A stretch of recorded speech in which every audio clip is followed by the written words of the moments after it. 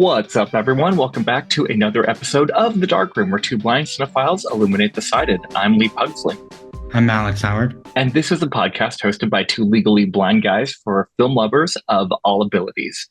And today we are going to be doing our top 10 list of 2024, highlighting the best films and our personal opinions for the year 2024. But before we get to that, we just wanted to acknowledge something that is currently going on here in Los Angeles, which are the wildfires. They still haven't been contained yet.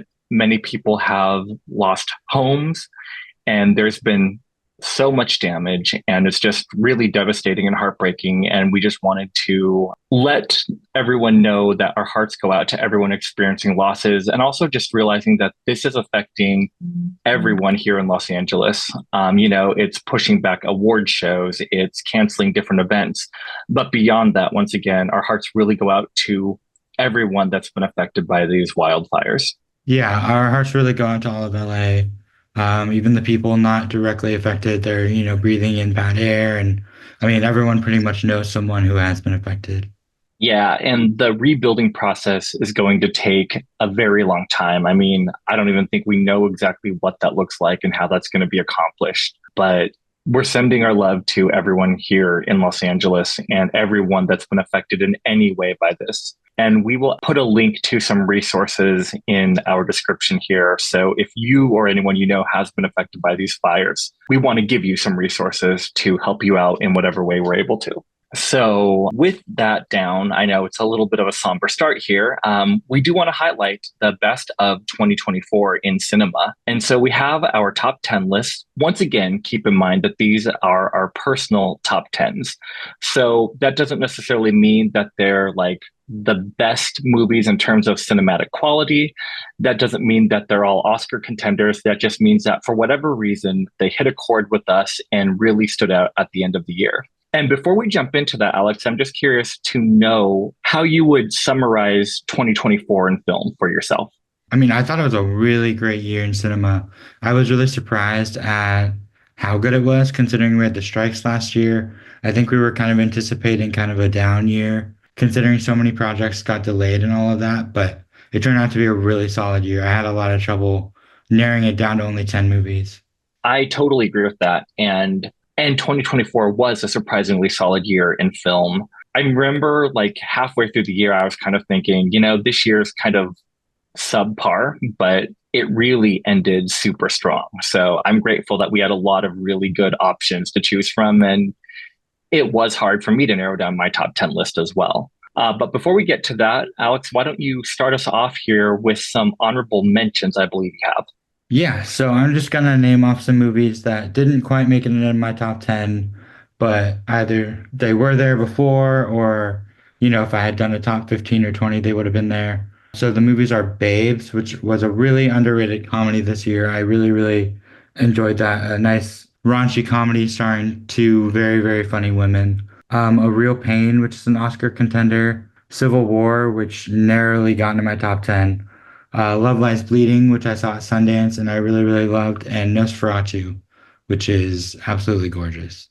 Those are all very worthy picks. And while only one of them appears on my list somewhere, I really did appreciate all of those films, except for Babes, which I still haven't seen. And I know that you were raving about that movie, so I really need to jump on that one. But the other movies that you mentioned, I did see, and I thought they were great. A few of them almost made my honorable mentions, and there were a few that I was considering putting in my top 10.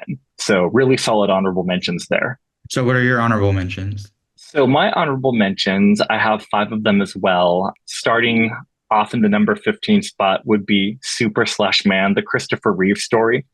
I just thought it was a very moving portrait of Christopher Reeve, and I really appreciated the way that they tackled disability and disability awareness. And I thought it had a really nice focus on disability in a very effective way. And then Saturday Night, which I found really fun. I know that movie wasn't everyone's cup of tea, but for me, it worked really well. I really enjoyed the quippy back and forth dialogue, just knowing who a lot of those people were that the actors were portraying was really fun for me. And it kind of had a very Aaron Sorkin-like feel to it, which I'm always a fan of his dialogue.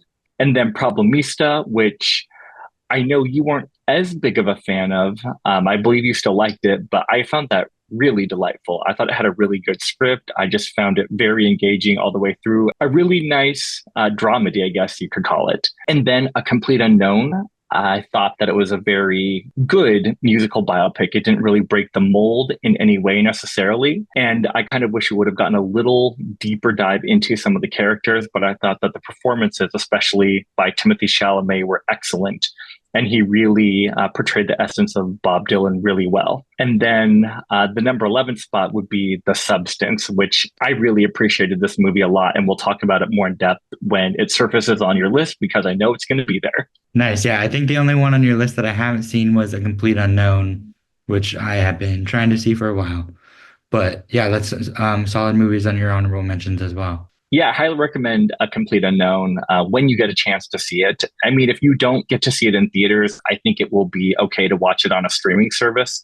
But it is really great to see it in theaters because you get the whole sound experience too. And because it's a musical biopic, the music really plays a huge part in it. I really would like to see it in theaters, but we will see if I if I get around to it between Sundance and everything else. I feel like we're ramping up with like movies from this year coming out now too. So it's like, oh man, I'm behind. Yeah, and it was crazy because I feel like November and December of 2024 were so crammed with movies. Like there was a little slow period from like August till mid-October maybe, and then it just started ramping up and there was so much to see and it was really hard to keep up with all of them. Well, why don't we go ahead and jump into the top 10 now and let's start with your number 10. So my number 10, I'm cheating a little bit. I have a tie for my number 10. They're both documentaries and they're both pretty hard watches.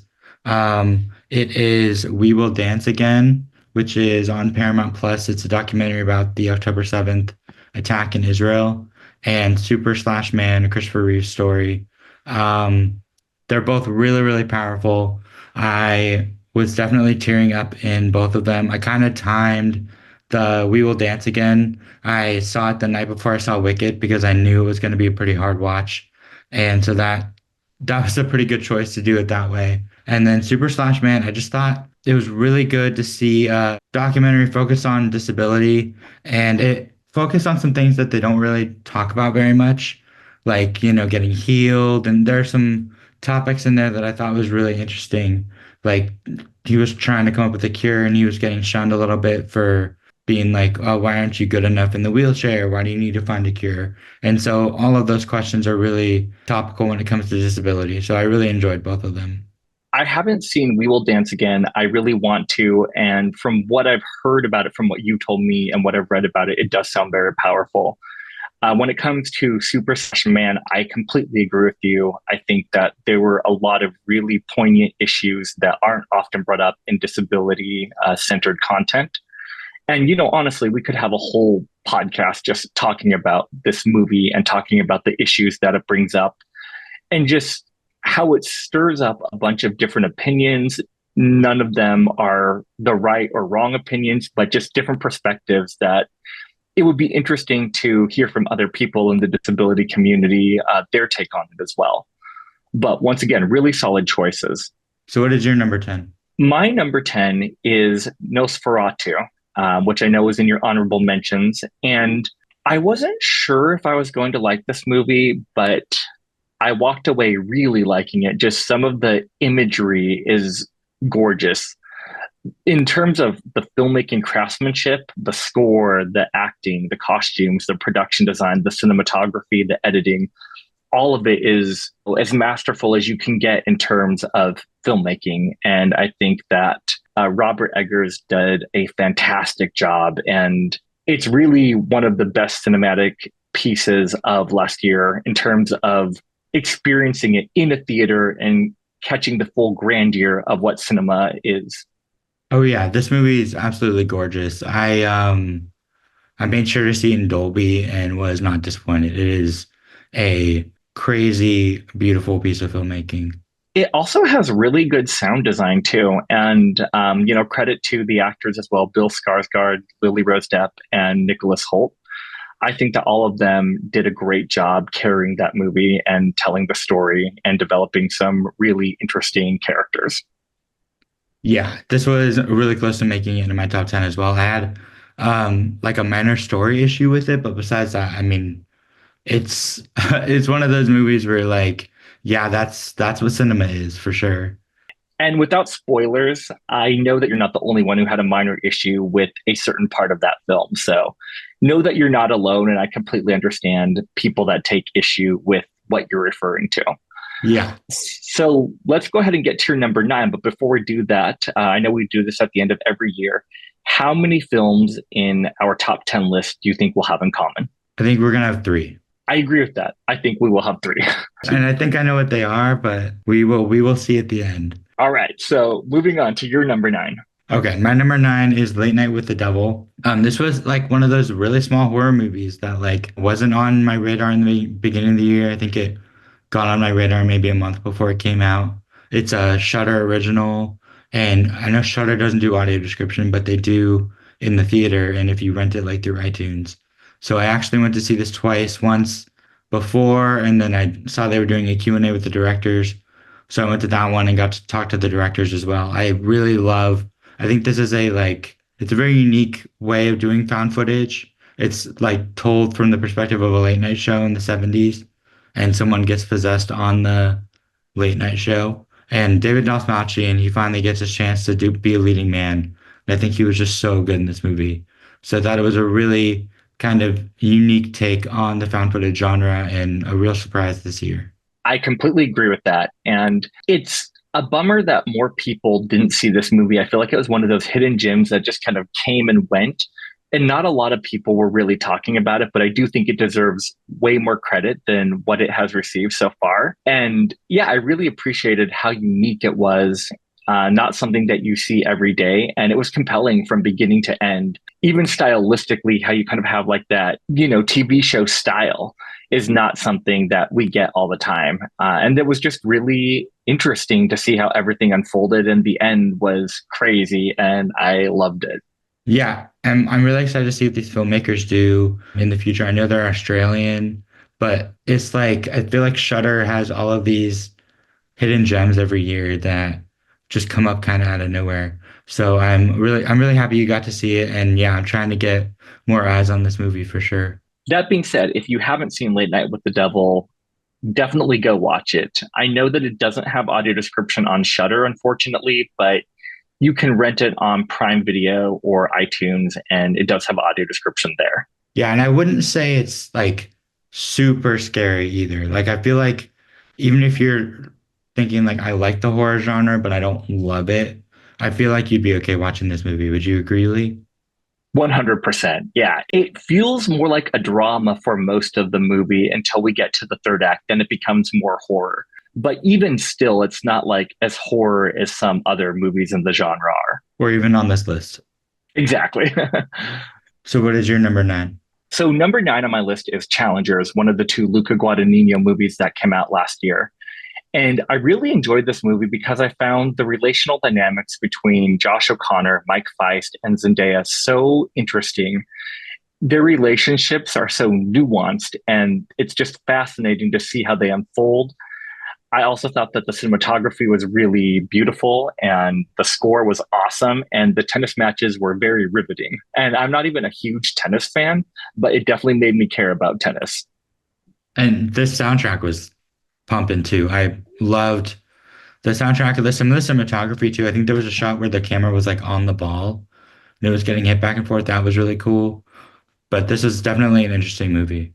Absolutely. And I don't know if I would call it Luca Guadagnino's best film he's ever done, but it definitely is a very memorable film at the end of the year and one that I do want to revisit at some point in the near future. I saw a lot of people raving about it and saying like this better come back around come Oscar season. And I know it is a little bit for score, but I don't think it's coming back up in the conversation as much as people wanted it to. I totally agree. I think that it kind of died in the conversations, and I don't think we're going to see it in very many categories moving forward. But, I'm still here for it. I still appreciate it. So moving on to number eight. What is your number eight? My number eight is Hitman. I know a lot of people have problems with this movie, which I totally see why, but I thought it was so much fun. And I think some of it might be the Sundance of it all. Since I did see it at Sundance, I think movies you watch at a festival a lot of times they have this like shine to them because it is a very special thing to see a movie at a festival. I think I have like Love Lies Bleeding was in my honorable mentions. A Real Pain was also in my honorable mentions, and I have another one higher up. That was a Sundance movie. But I think I really love this concept of the a hitman kind of having all of these different disguises. I think Glenn Powell is great in it. And I really love Richard Linklater's writing is always awesome. He's one of my favorite writers. And so I think the pairing of those two just made for a great movie for me. And I keep thinking about in this top 10, like what are movies that I want to revisit? And this is definitely one that I don't mind revisiting. That's awesome. And I remember you talking about it after you came back from Sundance, and I was really looking forward to seeing it. I do have to actually confess that I did not get around to seeing it yet. That's one of the big movies from last year that I guess it just kind of slipped my radar. So I still need to watch it, and I am very interested in it. I heard that Glenn Powell plays a really good character, and it's fun. There's some good comedy in it, but also some really good action too. Yeah, I would say comparable to Bernie in a way of Richard Linklater's movies. Like it has that intensity, but it's also has that comedy too. Yeah, and I really like Richard Linklater stuff as well. So I do think that I am definitely the kind of audience that will appreciate this film a lot. So, needless to say, I'm excited to check it out. And moving on to my number eight, it is Ghostlight, one of those small movies that came out earlier this year. And it didn't seem like a lot of people saw it, but I keep seeing it on people's top 10 lists. So it makes me happy that more people are aware of this movie than I expected.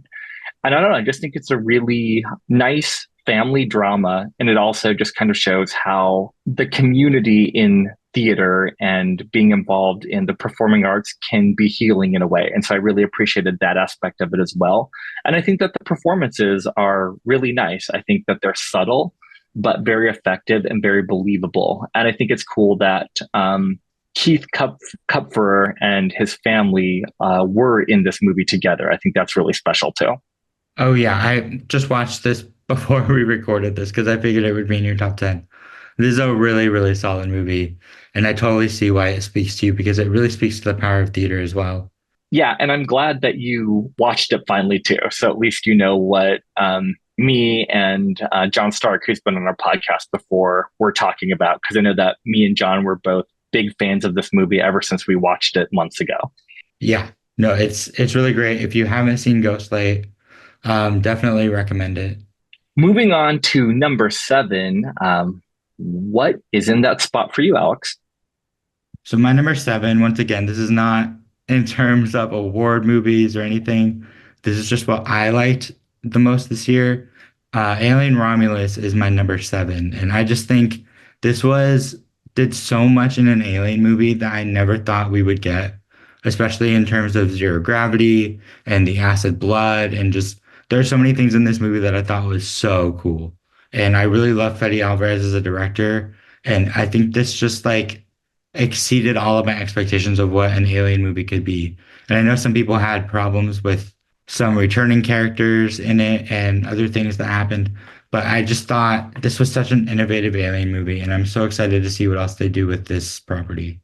It makes me so happy that you really like this movie because I know that you were super excited about it when you first saw the trailer. And I know there have been other movies that have come out that you were disappointed in that you had such high expectations for. So I'm really glad that this movie hit for you.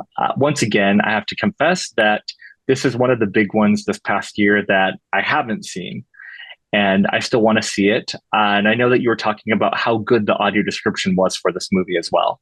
Oh yeah, I ate up the audio description for this movie. It is fantastic. Especially there's something that happens towards the end that's a little crazy and they describe it so so well. Like I had a friend staying with me and he said he didn't really like the movie that much and I was like, we need to watch the end with audio description. And when we did, he was like, okay, I see why you like this now. So yeah, definitely recommend. I think it's streaming on Hulu right now with audio description. Yeah, that is correct. So, yeah, I will get around to that movie as well. And I'm looking forward to it too. So what is your number seven? My number seven, which I have a suspicion might be on your list, but maybe in a little higher spot, is Dee Dee.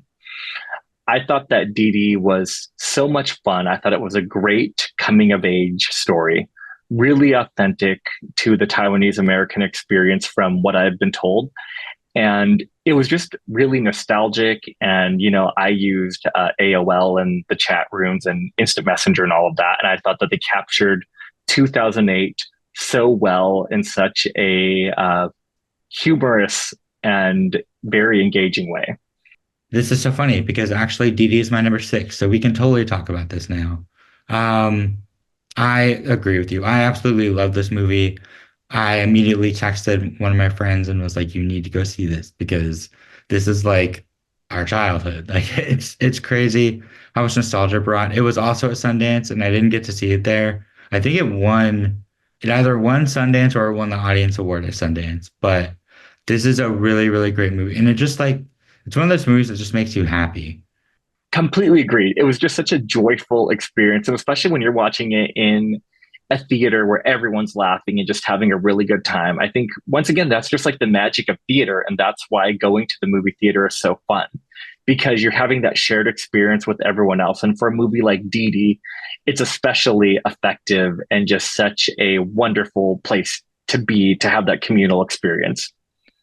Yeah, I completely agree. So if you have not checked out DD, for anyone listening to this, I highly recommend going to check it out.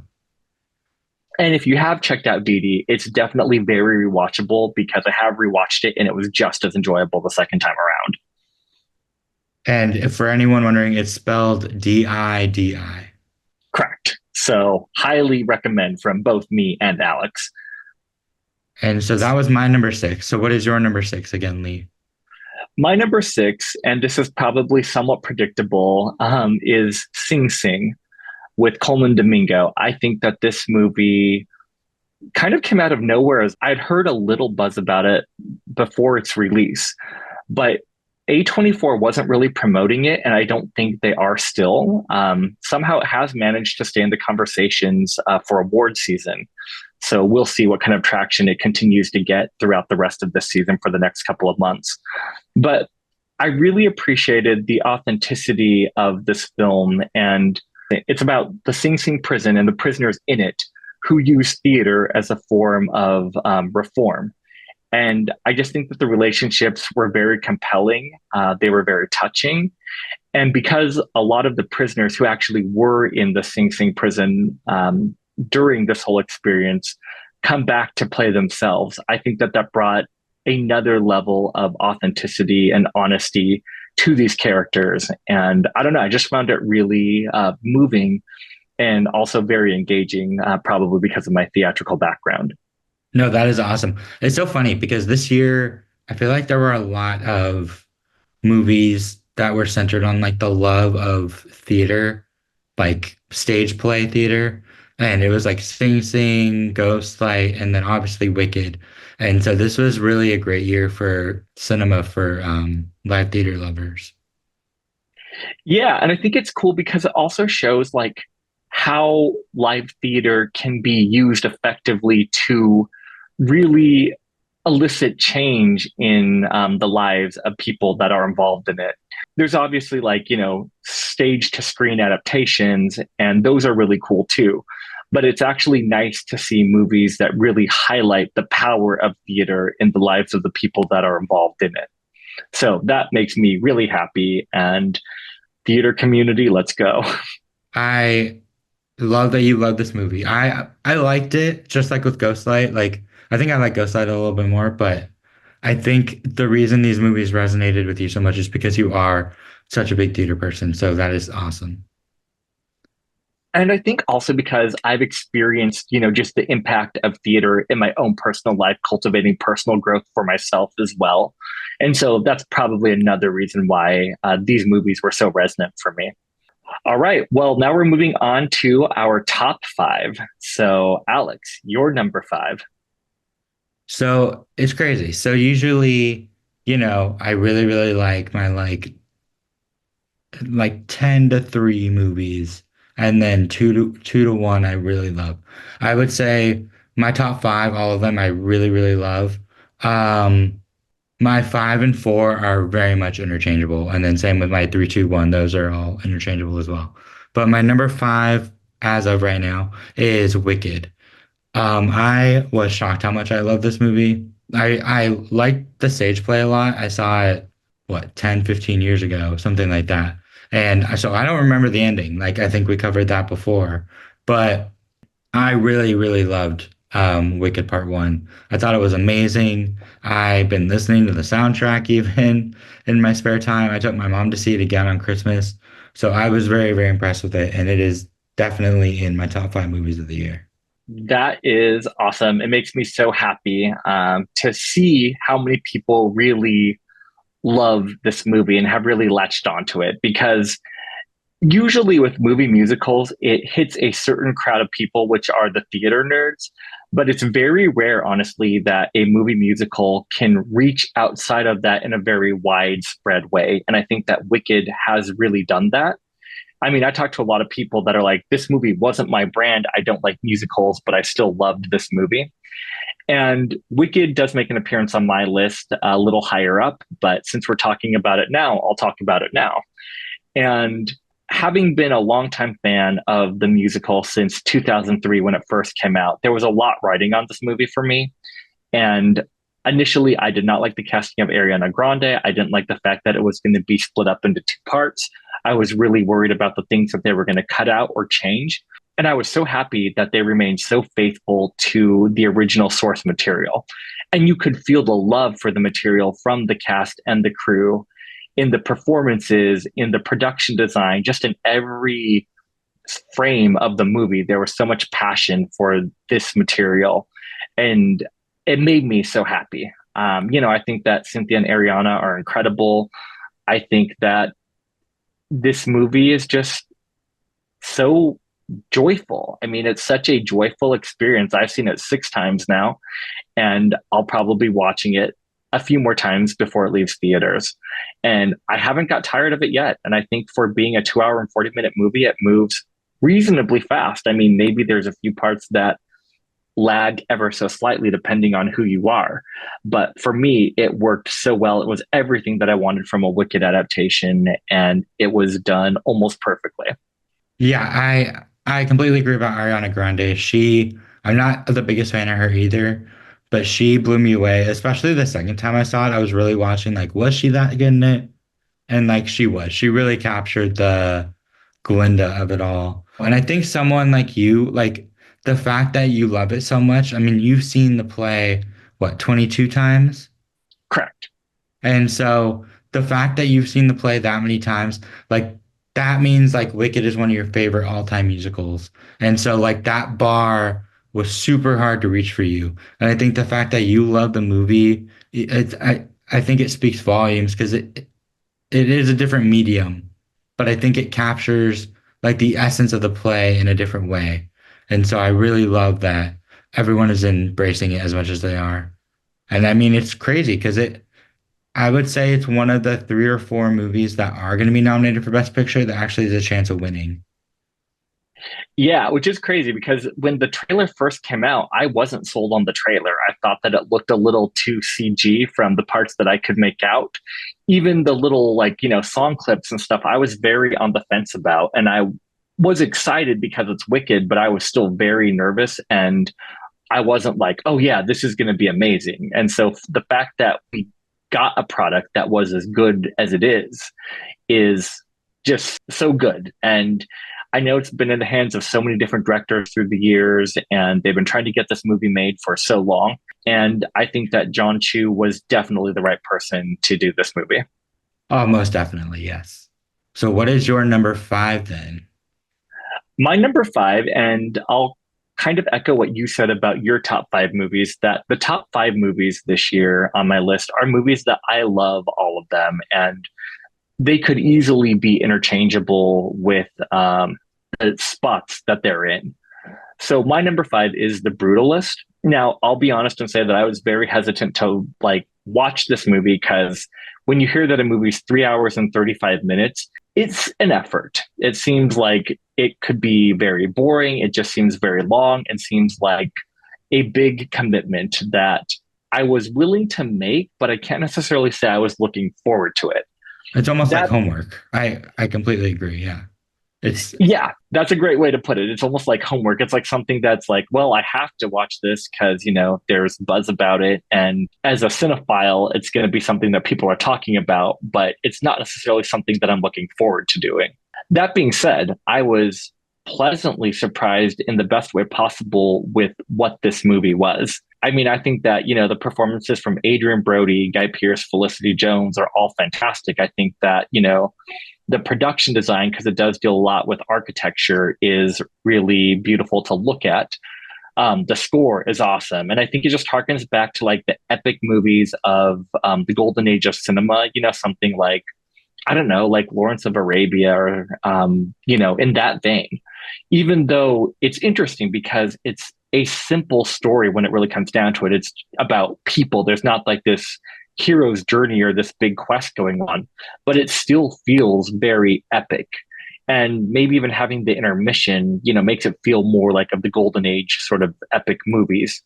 But yeah, I wasn't bored with this movie. I was very engaged, and I thought that the character dynamics were really fascinating. And I think that there's a lot of poignancy to, just the ideas of trauma and how you deal with trauma. And yeah, I think that there's a lot of stuff to unpack in this movie. I completely agree with everything you said. This is my number four, so we can talk about this now. The Brutalist, I mean, I don't like throwing around the word masterpiece, but like, it's hard not to when you see this movie. It is epic, and it's crazy how, like you, I was like, oh, I really don't want to go watch a 3.5 hour movie right now. And I made sure I went in the afternoon so I didn't fall asleep. And I was like, you really have to plan out your day going to see it. And I thought the only thing I'd heard about it was it's about a Holocaust survivor and it's 3.5 hours. And I was like, oh man, this is going to be a rough watch. And so I was not excited. And I mean, the Holocaust played into it, but it's not like a major plot point. Like it's not a super depressing 3.5 hour Holocaust movie, which is what I thought it was going to be. And it's extremely good. I was very, very impressed by it. I did not think I'd like it as much as I did. And I actually would be willing to go back and watch it again, surprisingly, even though it is 3.5 hours. So yeah, I was very impressed. I think you and I had the same. There's a plot point in the second half of the movie that you and I were both like iffy on, which I think it's why it's not at our top. Besides that, I mean, it is a fantastic, fantastic movie. Totally agreed. And to that point, if the plot point that you were referring to, which we've talked about, and we'll avoid spoilers on it, if that plot point wasn't what it was, I think that this movie could have easily been in my number one or two spot. And it's not like a major criticism of the movie because obviously, it's high up on both of our lists. So we still loved it. But it was enough to push it down just a little bit, not significantly. Yeah. And I think honestly, what they do with that plot point later, I actually really do like. So like in the moment, I was like, ooh, but then later I was like, okay, this works for me. And I think you're right. Felicity Jones, I almost think, I mean, if I had my pick, Felicity Jones would win the Oscar. I don't know if she will, but I mean, I think she gave the best supporting actress performance of the year. Yeah, I really hope that she's nominated. That would be awesome. That was my number four. So what is your number four, Lee? My number four, which will be no surprise to you because I've been raving about this movie all year. And just a side note for all the listeners out there, whenever I get super excited about a movie, Alex just has to listen to me rave about it and hail its praises for like the entire year.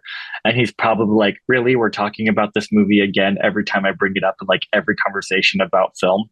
But that being said, it's going to be no surprise to you, Alex, that my number four is Thelma, which you saw at Sundance as well. I did, yeah. I think I have a little bit PTSD with Thelma because I had a bad AD experience with it at Sundance. That probably soured my enjoyment of it. And I haven't rewatched it. So I don't, you probably had a different track than I did, or maybe, I don't know. Yeah, and I guess like with my track, it didn't bother me. I didn't really think about it, so I don't know if it's the same track or not. I would be very interested if you were to rewatch it to know if it was the same audio description track that you had.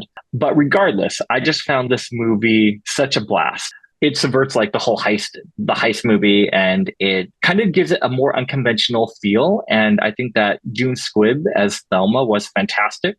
I think that she really did a phenomenal job for being 94 and this being her first leading role. It's pretty incredible, honestly. I also just thought that the script was really fun and it dealt with issues of, old age and things that people in old age really deal with. So I don't know, it was just so fun to me and it's so rewatchable. Once again, I've seen it a few times now and I still really like it. I think it's really sweet. I think it's heartwarming. I think there's a lot of really good things about it that just really have made it a standout and something that I remembered throughout this whole past year. It is a very sweet, heartwarming movie, and I definitely recommend it to our listeners because I think our listener base in particular would really enjoy this movie. All right. Well, now we are down to our top three. So, what is your number three? This was so hard. I was like, which one do I put in my three? My three, two, one are so close. My number three is Dune Part Two, which seems crazy because after I saw this, I was like, no movie is gonna top this. Like, this is my number one for the year. No, no way. Yeah, Dune Part Two, it's absolutely epic and gorgeous. And it's like that, The Brutalist and Nosferatu are like, I would say like the prettiest movies of the year for sure, just in terms of like the cinematography and scope and everything of it. It's like they are cinema, like literally. It's just so good. I like Dune Part Two actually a lot more than Dune Part One. I think we've talked about this a little bit in our halfway through the year, but the story of it is so against the grain of what you would expect. I really love all of that. I agree with everything you were saying. In Dune Part Two is actually in my number two spot, so we can talk about it as well. Yeah, I think that Dune Part Two elevated the material from Dune Part One while still keeping the same consistency of quality in terms of the cinematography, the editing, the production design, the sound design, the performances, everything. But there was just so much more to it, and there's so much to unpack and so many different relevant and relatable themes in that movie. And I think that it only made Dune better. Like, I love Dune Part One, and that still was one of my favorite movies of that year. But Dune Part Two was just on a whole nother level and was glorious. And I agree with you that Dune Part Two, Nosferatu, and The Brutalist are the three most beautiful movies in the theater in 2024. And yeah, I mean, there was action, there was drama. It was just interesting to see the twists and turns. And having read Dune, the book, I think that they adapted Dune Part Two so well because it's not easy to do. And the changes they made from the book, I thought were very effective and merited. And I understand why they made those changes. I had no issue with them. And I have nothing but high praise to sing for Dune Part Two. Yeah, I know we like waxed poetic about it in I think it was at both of our number one spots at the halfway point of the year. Exactly, it was. So it only moved down one spot for me, surprisingly. Yeah. And it moved down two spots for you, but that's still pretty good. And it started my popcorn bucket collection as well. So, And on a side note, that's the only popcorn bucket that I have is the Dune Part Two popcorn bucket with the sandworm, and it's really fun. so what is your number three then? So my number three is The Wild Robot. Not only do I think that this is the best animated film of the year, obviously, I think it's one of the best films of the year. I think it's such a simple story that, we've seen before about, a mother raising a kid. And, granted, it was a robot raising a goose, but it's still, a parenting story. But there was so much heart in the film, and I was surprisingly emotional throughout the whole film the first time I saw it. It reminded me of my relationship with my mom. For those that don't know, I was raised by a single mother who passed away when I was younger. Also, having a disability, it reminded me of just the way that I felt when I was younger, not feeling like I fit in, and my mom making sacrifices and creating, structures that would help me to succeed. And she pushed me to succeed, but she didn't force me to do anything. But she set up a structure where I could succeed, but she still was like, you have to put in the work. So I don't know, just resonated for me on a very personal level. But beyond that, I think that Lupita Nyong'o's voice performance is one of the best voice performances in years.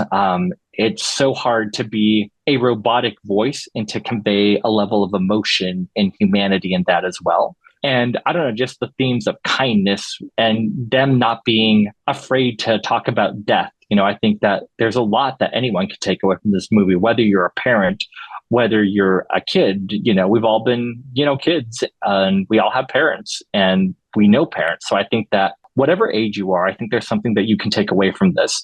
Plus, the animation is gorgeous. I think you could freeze frame any one of those shots and it would be a beautiful painting on your wall. And the score is very sweeping and adds a lot to the emotional arc of the story. I'm really glad this hit you so well. I agree with you. This is definitely one of the best animated movies of the year. I think especially for parents, this is a fantastic movie. And I think it's definitely DreamWorks' closest thing they've had in years to anything Pixar has done. Totally agreed. And once again, it just was so unexpected. I did not expect to cry during this movie. I don't cry at movies. And I didn't even think the trailer looked that interesting. I was like, oh, it's like Wally all over again. But there's so many layers to unpack in this movie. And I'm just so happy that this movie exists. And I'm rooting for it to, continue throughout the rest of award season. Is The Wild Robot streaming on Peacock yet? The Wild Robot is not streaming anywhere for free yet. You can rent it on video on demand, and I think it's gone down from the $20 price point. Okay, great. Because I think our listeners would really like that one as well. Yeah, listeners out there, highly recommend. All right, so moving on, what is your number two? So my number two, I also cried in, which is why it's in my number two spot.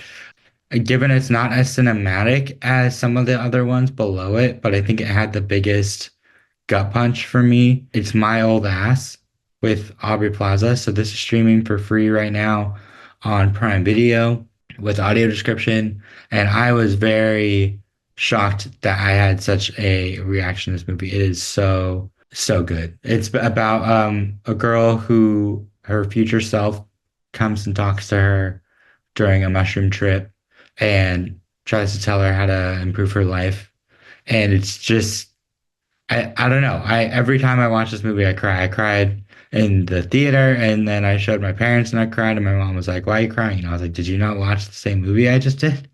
But it really hits me, and I think it just strikes the right chord. And I think it's up for some Spirit Awards, but I recognize that it's not like shot in the same epic way that a normal like Oscar nominee would get, which is why I don't think it's getting the nominations, but that script is so good.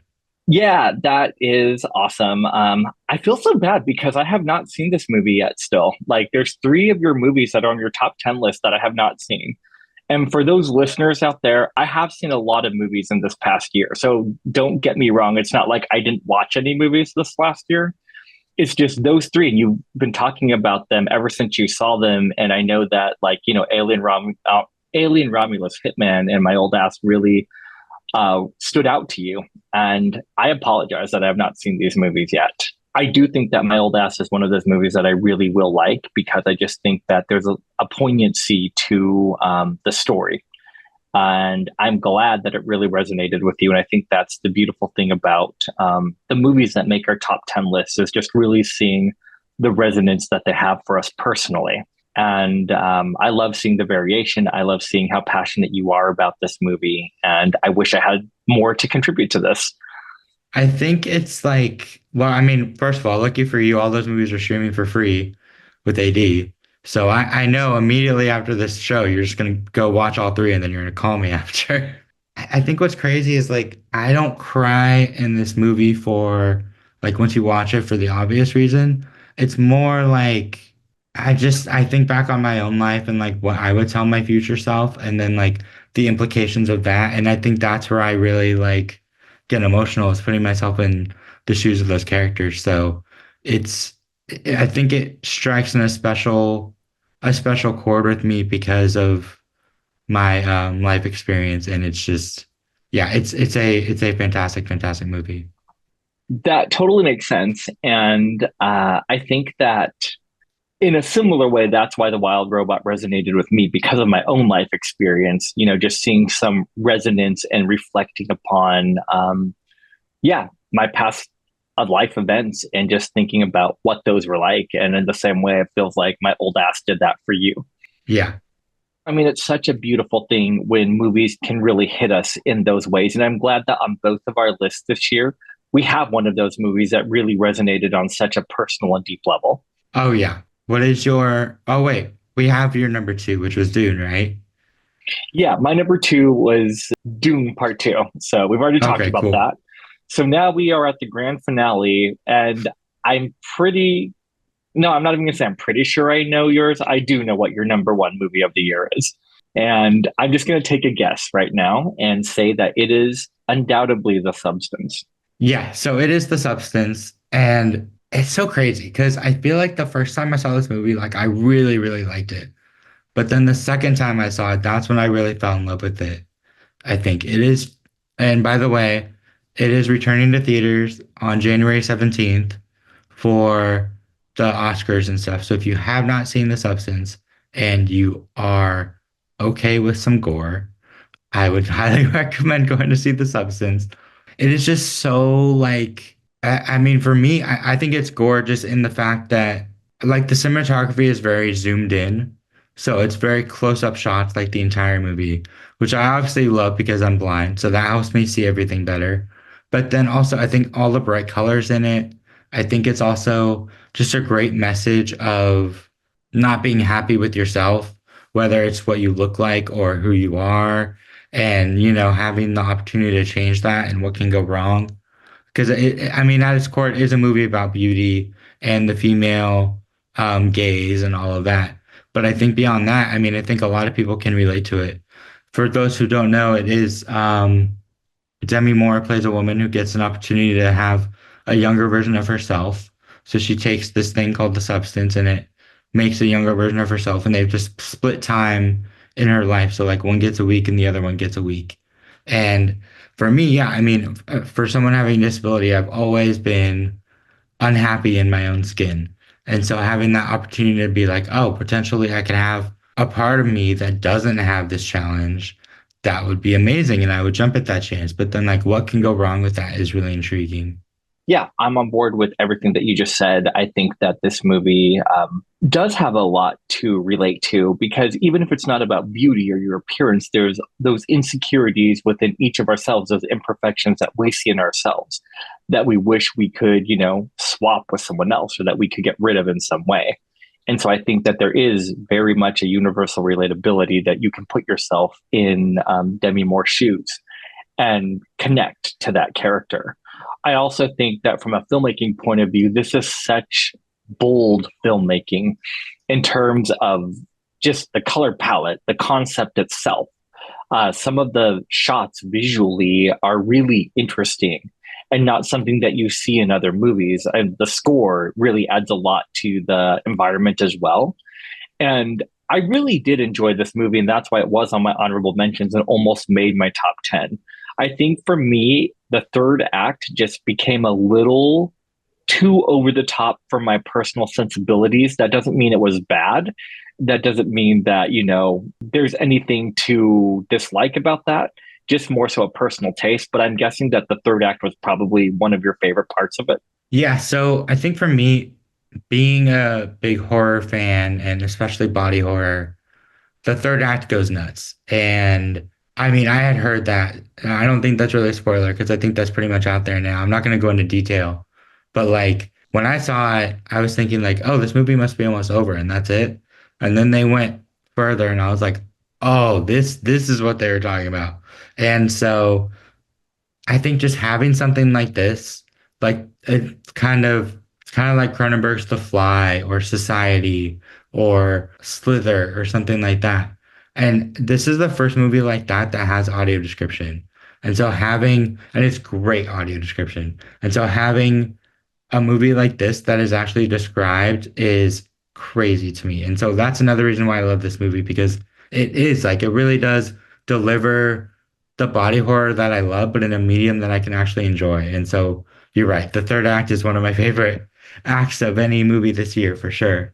And the audio description in the third act is crazy good too. Like there's so many complicated things to describe, and they do such a good job of describing all of them.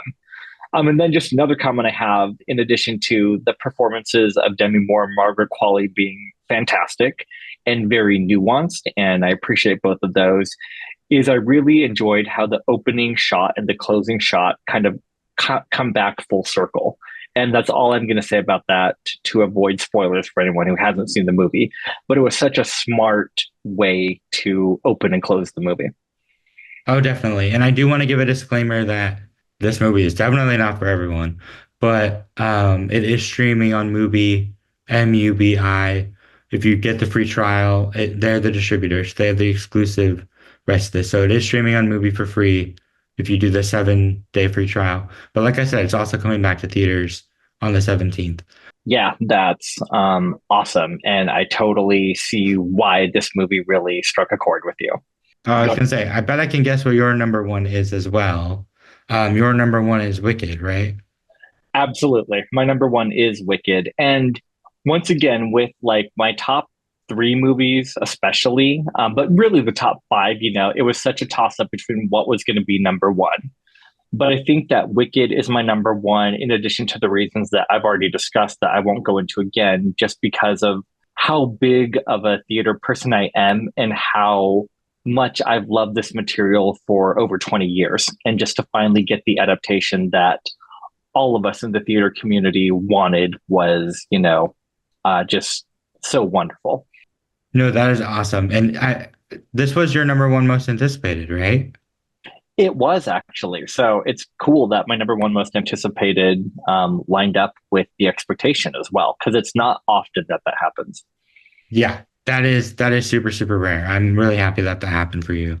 And it's funny because both of our number ones are actually getting a lot of awards buzz too, which also that doesn't happen very much. So true. And So they're yeah, totally different movies. totally like 9 day difference. But I feel like it's funny because they both really play to our sensibilities. Me being the musical guy and you being the horror guy, totally makes sense that these would be our number one movies of 2024. And it's also funny because like a movie like The Substance rarely gets awards love. So it's great to see that happening. But then also like same with Wicked, like back in the day, movies like this would get awards love, but now not so much. And so it's great that both of these movies are striking such a chord with awards voters that I think they're both rising in their awards chances right now.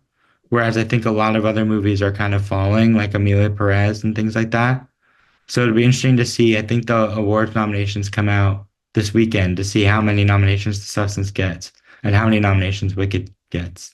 Yeah, absolutely. I mean, I think this year, I think we can say has been this year, as in 2024, has been a win for both of us, that we're both getting what we want in terms of quality movies that are really in our wheelhouse, but also that they're getting the recognition that we would want them to get. So this is a really good note to end on, actually.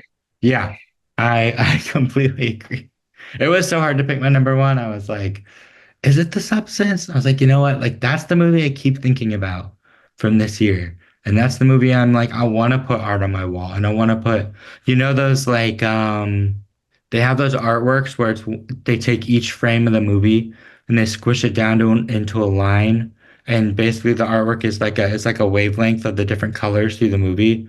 I feel like The Substance would be such a colorful piece that I'm like, I hope they make it for that.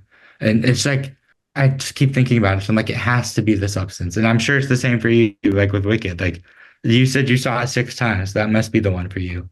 Absolutely. I would love that kind of art on my wall as well. So Yeah. let's hope for both of us that we get what we want there too. Gonna say thank you all so much for listening. You can always reach out to us via email if you have any tips for us or topics you want us to talk about. And like honestly, let us know what your top 10 of the year is and what you think are our top 10. Yeah, please do. And you can reach us at darkroomfilmcast@gmail.com. Once again, that's darkroomfilmcast@gmail.com.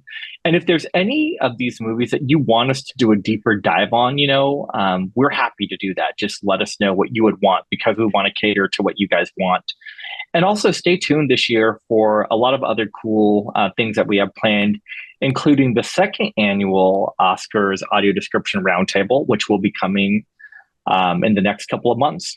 Yeah, so stay tuned for all of that. We have some fun stuff planned. And you can also follow us on Instagram and subscribe to us on YouTube, both at Darkroom Filmcast. And we would also like to thank Matt Lauterbach for making captions of this episode possible, as well as Blind Can for helping editing this episode. Yeah, thank you thank you, Matt, and Blind Can as well. And thank you guys once again for listening. This has been a really fun episode, and we will see you here next time on The Dark Room. All right, take care, guys. All right, bye.